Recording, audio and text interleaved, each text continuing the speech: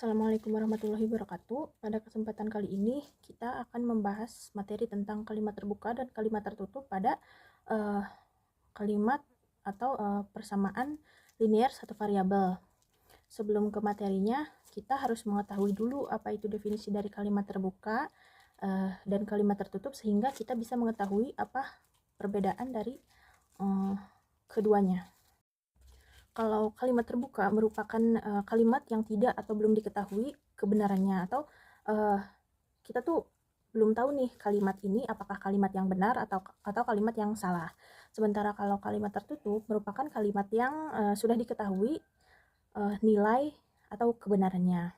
Contohnya kalau kalimat terbuka yang belum diketahui kebenarannya, misalkan harga buah di pasar itu sangat mahal. Nah, di sini ada keterangan harga buah di pasar dengan sangat mahal. Nah, harga buahnya itu kan belum kita ketahui buah apa, apakah buah mangga, apakah buah melon, gitu kan belum diketahui. Terus sangat mahal, sangat mahalnya itu kan belum tentu harganya ya, bisa saja harganya 10.000, 20.000. Nah, seperti itu. Kalau misalkan kalimat tertutup, kalimat yang sudah diketahui kebenarannya, misalkan bendera Indonesia itu warnanya merah dan putih. Nah, itu kan memang sebuah fakta. Jadi itu merupakan kalimat yang tertutup. Atau misalkan ibu kotanya Jawa Barat adalah Bandung. Nah, itu merupakan kalimat tertutup karena sudah jelas dan diketahui kebenarannya. Kalau misalkan kita ingin mengetahui apakah dalam suatu persamaan itu merupakan kalimat terbuka atau tertutup, misalnya begini.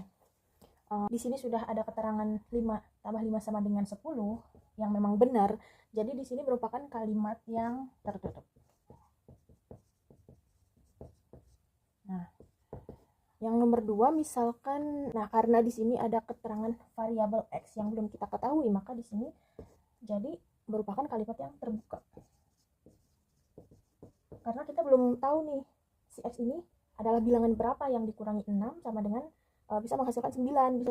Bisa saja di sini tuh 10 atau 12. Untuk yang nomor 3, di sini ada 9 dikurangi X kuadrat sama dengan X. Nah, karena dua variabel ini belum diketahui, jadi kalimat ini merupakan kalimat yang terbuka. Karena kita belum mengetahui X kuadratnya ini berapa dan hasilnya ini berapa X-nya. Nah, yang nomor 4, 5 ditambah 3 lebih kecil dari 5. Nah, bagaimana cara kita mengetahui bahwa ini kalimat yang terbuka atau tertutup? Kita bisa mengoperasikan ininya dulu nih. 5 ditambah 3 kan sama dengan 8. 8 lebih kecil dari 5. Ini kan salah ya. Tapi karena nilai kebenarannya sudah terbukti bahwa operasi ini salah, jadi kalimat yang ini adalah kalimat tertutup. Nah, kita bisa mengidentifikasi suatu soal, apakah di dalam suatu soal itu terdapat kalimat terbuka atau tertutup beserta penyelesaian masalahnya menggunakan persamaan linear satu variabel. Misalkan soalnya begini. Nah, di sini kita mempunyai contoh soal cerita yang di dalamnya harus dilakukan penyelesaian menggunakan persamaan linear satu variabel. Nah, di sini soalnya adalah Andi mempunyai 10 kelereng, sedangkan jumlah kelereng Andi dan Budi sama dengan 17. Nah, pertanyaannya, berapa jumlah kelereng milik Budi? Nah, dari keterangan di atas kita bisa mengetahui dulu informasi apa yang didapat dari soal cerita tersebut. Misalkan kita tulis diketahui. Nah, diketahui misalkan kelereng Andi, kita pakai huruf A, misalnya ini Andi ya. Andi, kelereng Andi adalah 10. Nah, terus apalagi nih, jumlah kelereng Andi dan Budi. Berarti keterangan jumlah kelereng Andi dan Budi, Andi tambah Budi sama dengan 17. Nah, ini yang ditanyakannya apa? Jumlah kelereng milik Budi. Berarti ditanyakan jumlah kelereng Budi ya. Jumlah kelereng Budi. Nah, kalau kita akan melakukan penyelesaian masalah menggunakan persamaan linear satu variabel, kita bisa mengganti keterangan kelereng budi yang belum diketahui ini menjadi variabel X. Bisa kita ganti kelereng budi yang belum diketahui ini menjadi variabel X. Nanti jadinya begini, X ditambah 10 ini kelereng milik Andi sama dengan 17. Nah, dari sini kita memperoleh kalimat yang terbuka. Kenapa disebut kalimat yang terbuka? Karena di sini ada variabel X yang belum diketahui atau jumlah kelereng si Budi yang belum kita ketahui. Nah, kita bisa nih melakukan persamaan supaya kalimat terbuka itu menjadi kalimat yang tertutup, yang sudah jelas hasil dan informasinya gitu. Tadi ya, X tambah 10 sama dengan 17. Ini kan hasil kalimat yang terbuka nih.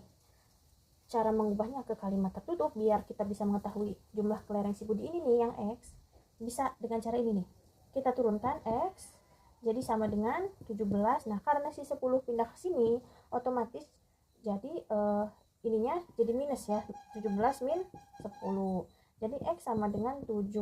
Nah, kalau kalian masih bingung, kalian bisa menggunakan cara kedua. Misalkan gini. X tambah 10 sama dengan 17. Nah, supaya si 10-nya tidak usah pindah ke sini, jadi si 10-nya yang di sini tuh harus dijadikan 0 dulu. Misalkan begini, X ditambah 10. Nah, mau jadi 0 kan harus dikurangi. Nah, berarti dikurangi 10. Di sini sama dengan, kalau misalkan di kiri dikurangi 10, otomatis di kanannya juga harus dikurangi 10. Jadi 17 dikurangi 10. Nah, ini kan udah ada nih. Tinggal kita operasikan aja, kita turunkan. Nah, jadi X ditambah enggak usah. X karena 10 dikurangi 10 jadi 0, jadi nggak usah ditulis lagi ya. X sama dengan 17 kurangi 10 sama dengan 7. Nah, jadi inilah jawabannya, jumlah kelereng si Budi. Jadi cara yang satu dengan cara yang dua itu sama saja hasilnya 7. Misalkan kita ambil contoh soal yang kedua. Misalkan, nah ini soalnya sudah ada, adik membeli mangga sebanyak 24 buah. Lalu adik membeli mangga lagi sebanyak 1 lusin. Jumlah keseluruhan buah mangga adik adalah 36. Berarti jumlah 24 ditambah yang 1 lusin ini adalah 36.